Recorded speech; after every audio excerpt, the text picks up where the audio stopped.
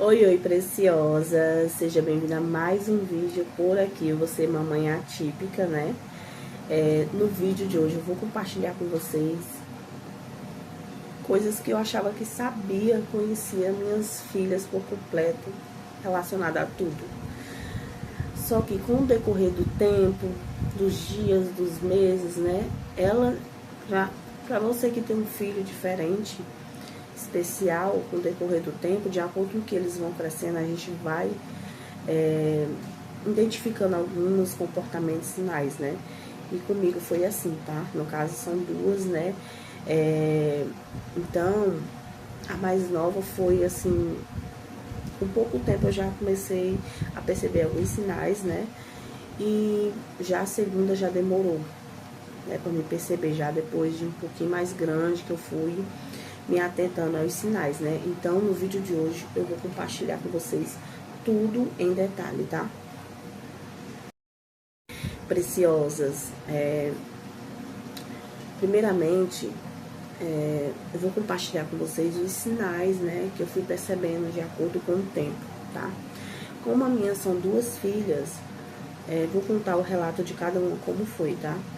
A primeira filha, eu tenho a Eloá, que tem 6 anos atualmente, e tenho a Isabel, de 7 anos, né?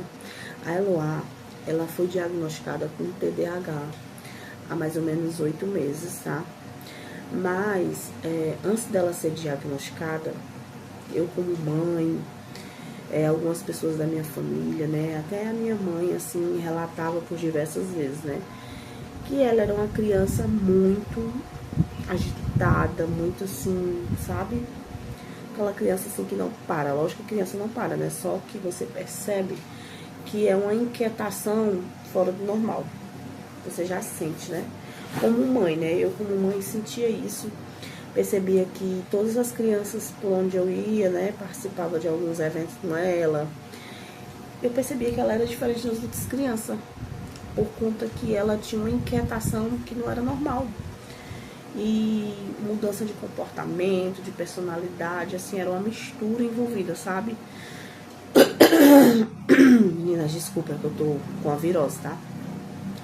E aí, eu comecei a perceber, né, de acordo com que ela foi crescendo, eu percebia que ela era uma criança bem difícil de lidar, sabe? Uma coisa assim, fora do padrão, bem difícil, tanto nos lugares como em casa, na convivência. E aí, por diversas vezes, a gente pensa que é birra, né? No caso, a minha filha com TDAH, né? A gente, por diversas vezes, pensou que era birra, desobediência, né? E quando ela começou a estudar, foi que realmente chamou mais atenção, porque as professoras de imediato, nos primeiros dias, perguntou se ela era acompanhada por algum especialista, né? E por diversas vezes eu chegava na escola, era muita reclamação na agenda, não fazia atividade, não queria copiar, não queria ficar em sala de aula. Várias vezes aconteceu de eu deixar ela na escola, ela não queria ficar na escola. Sempre ficava na escola chorando muito, e eu como mãe eu ficava com o coração, minha gente, partido, sabe? E porque a gente vivencia isso quando os filhos começam a estudar, né? Só que a Eloá começou a vivenciar isso de chorar, né, na escola desde quando ela começou a estudar. Do primeiro momento que ela começou até muitos meses, assim. Praticamente assim foi o ano todo, né, quando ela começou a estudar. Todo dia eu deixava ela lá chorando, ela não queria ficar na sala. E eu sempre saía de lá com o coração muito partido. E ela não ficava em sala de aula, né? Quando a gente deixava ela lá, ela queria ficar passeando na escola, não ficava sentada. E aí, pronto. E aí eu tive a certeza que ela tinha alguma coisa. No meu pensamento de mãe, eu pensava, não, ela é hiperativa, porque ela não se aquieta. E aí foi, né, que veio o diagnóstico, né, no final, que só fez confirmar. Na verdade, juntou, né, completou. Ela foi diagnosticada com TDAH e hiperatismo. Que o TDAH é o transtorno de personalidade, né, com hiperatismo. E, minha gente, uma coisa tão simples nessa, né, TDAH, mas uma coisa que mexe tanto com o seu emocional, com tudo. Porque não é fácil lidar com ela, sabe? E a minha segunda filha, minha gente, é a Isabel. Ela foi diagnosticada com autismo suporte 2, né? Na verdade, o psicólogo, né, ela foi avaliada por 2 especialistas, né? E o psicólogo diagnosticou ela como suporte 1. E a neuropsicóloga, né, que é uma especialista mais avançada, né, ela diagnosticou ela com suporte 2. Então eu fui por ela, porque ela é um grau mais acima do que o psicólogo, né? E tem mais experiência, né, como médica. Então, ela foi diagnosticada com isso, né? A Isabel, quando eu percebi, né, os sinais nela, ela é uma criança muito quieta, né?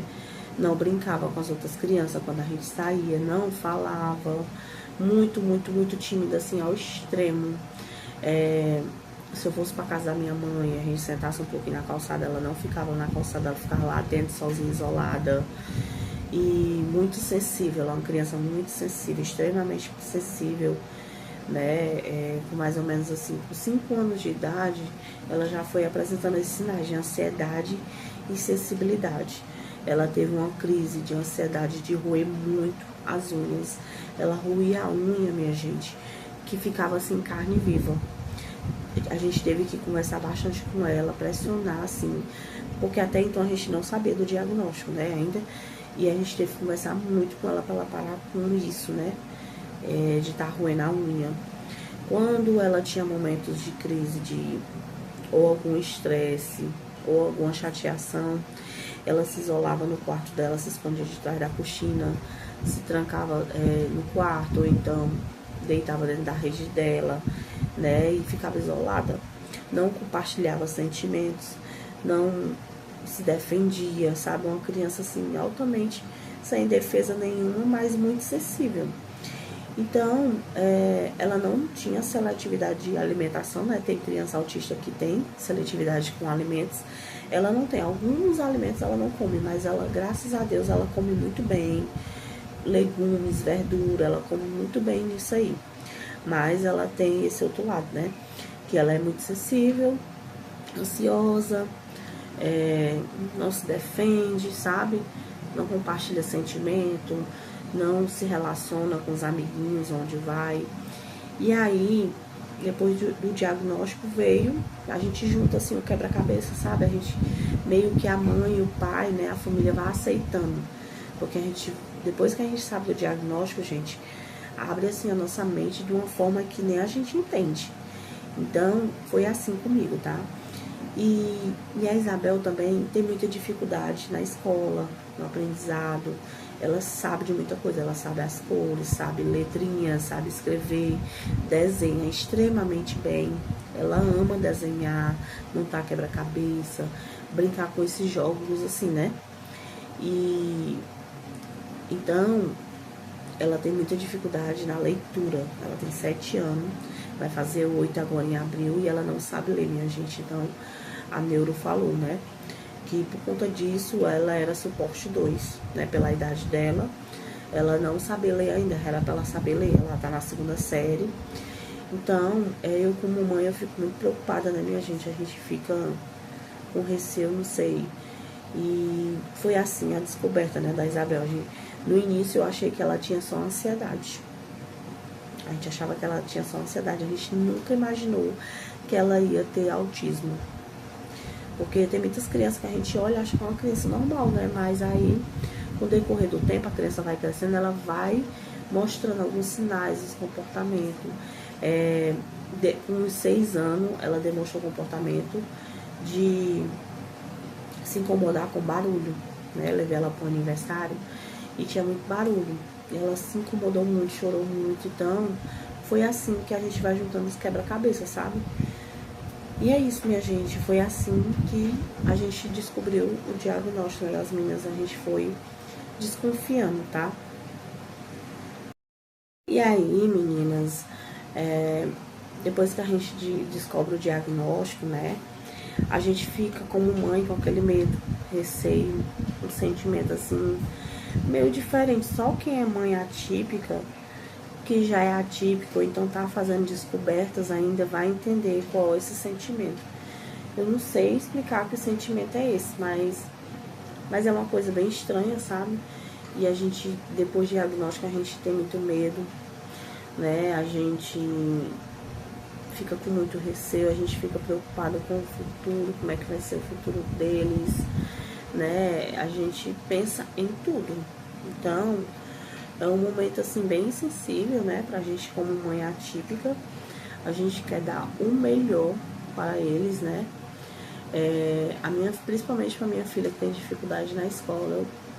Gente, é tantos momentos assim que na escola a gente vê o tratar deles, né, que é diferente. A professora muitas das vezes não sabe lidar com as situações, com crianças assim especial.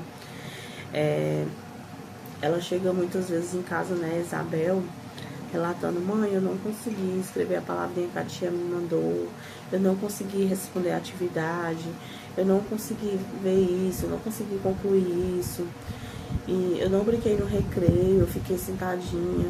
Gente, essas coisas assim, na convivência do dia a dia que machuca, sabe? Que, gente, só quem é mãe atípica vai entender. E a Eloá, a gente vivencia muitos momentos com ela bem difícil, né? A gente chega nos lugares, até a família mesmo da gente vê ela como uma criança que tem birra, que é uma desobediência, mesmo depois do diagnóstico. A própria família e as pessoas também, né, da convivência de fora, não respeita, não é maduro o suficiente para entender que ela não é igual a nós, né? E, minha gente, é assim, uma mistura de emoção que só Deus mesmo. E depois do diagnóstico, a gente tem que tentar ser mais forte, porque a gente fica sensível, mais sensível, né? Querendo ou não, a gente como mãe, a gente fica mais sobrecarregada, sensível, com medo, a gente quer super proteger. Então, meninas, é esse sentimento que eu tô compartilhando com vocês, como é comigo, né? Na minha convivência com as minhas filhas. Ultimamente eu tenho ficado muito cansada, porque o meu pensamento só é elas, ajudar com terapias, ajudar em casa, ajudar com o comportamento delas, né? Eloá é uma criança bem difícil, muitas das vezes ela é rejeitada pelo comportamento dela, né? Porque o aspecto de personalidade, transtorno, né, na verdade, muda muito rápido. Um dia tá bem, outro não gosta de ser confrontada. Gente, é muita coisa. Compartilha aqui nos comentários se vocês têm, né? Tem uma criança com TDAH e como é que é. Não é fácil. Muitas das vezes é mais difícil lidar com a Eloá, que tem TDAH, do que lidar com a Isabel, que tem autismo suporte 2. Porque a Isabel, ela é uma criança mais tranquila, mas ela também tem as crises dela, né?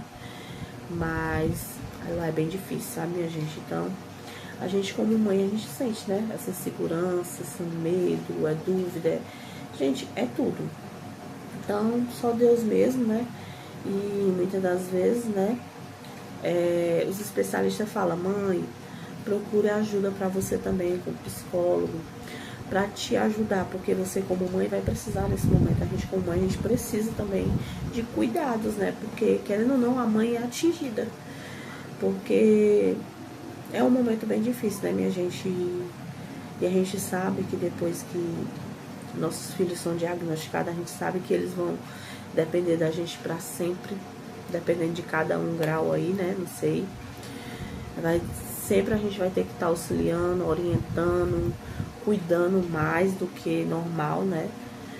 E é isso, minha gente. Pra mim é bem difícil, uma rotina bem puxada, porque eu tenho 2 adolescentes, né? E lidar com adolescente já não é fácil, e aí ainda tem que passar por esse momento, né, de lidar com 2 crianças especiais.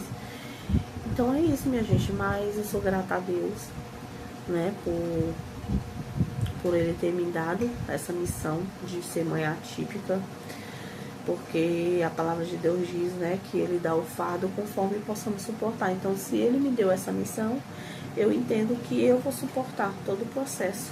Deus está no controle de tudo, E é isso, minha gente. Pra finalizar o vídeo, minhas preciosas, eu acho que eu falei demais, né? Mas é porque esses vídeos assim, a gente desabafa, né? A gente conta a nossa história. E eu espero que ajude vocês de alguma forma, tá? Esse vídeo. Não só esse, mas outros vídeos que eu vou trazer aqui pro canal. Vou gravar muitos vídeos assim, desabafo, dicas, né? Minhas experiências, tá? E a gente tem que aceitar, né, que cada criança é única, é especial. São bênçãos, né, do Senhor. E é isso, preciosa. Se você percebeu algo diferente no seu filho, na sua filha, nos seus filhos, eu não sei quantos você tem, crianças assim, deixa aqui nos comentários, comenta aqui nos comentários, né? Deixa a sua experiência, compartilha com a gente, porque a gente que é mamãe atípica, é muito bom a gente aprender com outras mamães, né? É muito bom compartilhar as experiências, desabafar. E eu espero que vocês tenham gostado, né, do vídeo. Eu espero que vocês estejam gostando de me acompanhar, as novas inscritas por aqui, tá? Sejam muito bem-vindas, preciosas. E se você gosta desse tipo de conteúdo, se inscreva aqui abaixo.